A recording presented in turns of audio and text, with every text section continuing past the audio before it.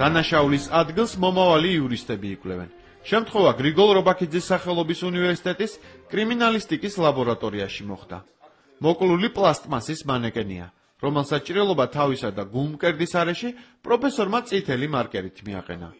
როგორ უნდა დაათვალიერო შემთხვევის ადგილი, რა დეტალებს უნდა მიაქციო ყურადღება და სად უნდა ეძებოს სამხილები.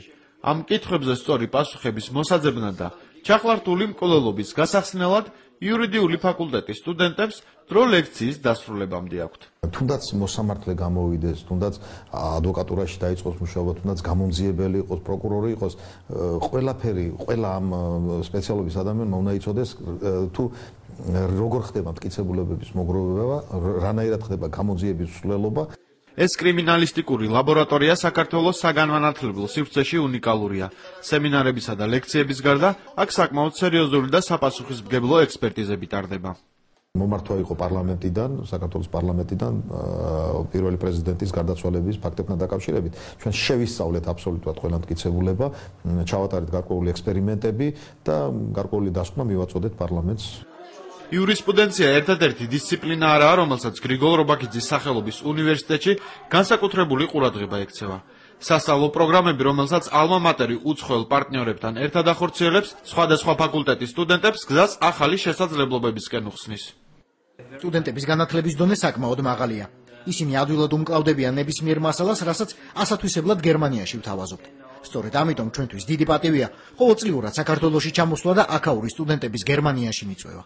2007 წლიდან ალმა მატერში ქართულ-ბრიტანულ-უნგრული სასწავლო პროგრამა მოქმედებს, რომლის მიხედვითაც ქართველ სტუდენტებს სწავლის გაგრძელების საშუალება ბრიტანეთისა და უნგრეთის პრესტიჟულ სასწავლებლებში ეძლევათ.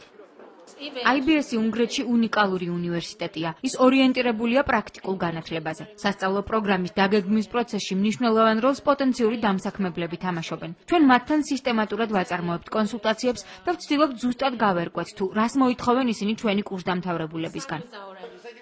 ბუდაპეშტის საერთაშორისო ბიზნეს სკოლა უფლებამოსილია ოქსფორდის ბრუკის უნივერსიტეტის დიპლომი გასცეს.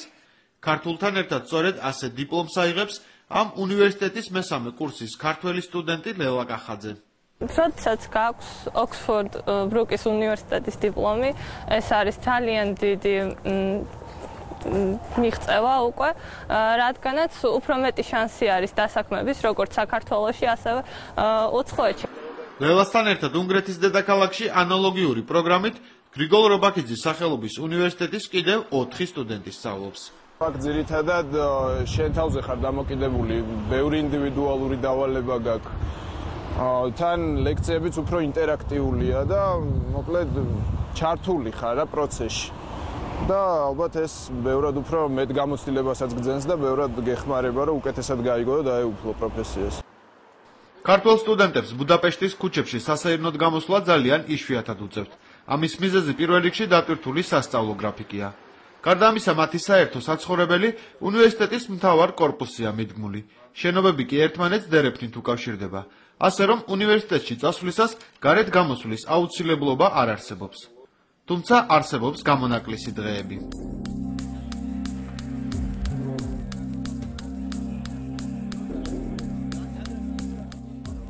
ქართველი სტუდენტები უნგრეთის დედაქალაქში კიდევ 6 თვეს დარჩებიან. იმ პირველ კურსელებს კი, ვისაც გრიგოლ რობაქიძის სახელობის უნივერსიტეტში მათი ადგილის დაკავება სექტემბრიდან მოუწევთ, სასიამოვნო სიახლეელით. თუ სტუდენტი მიიღებს გრანტს სახელმწიფოსაგან, რაოდენობისაც არ უნდა იყოს, იმავე ოდენობის გრანტს სტუდენტს ჩუქნის უნივერსიტეტი. ეს ერთადერთი სიახლე არაა. ალმა მატერი სექტემბრიდან ადგილ მდებარეობას იცვლის და სასწავლო პროცესის დაწყებას ამ ახალ შენობაში გეგმავს.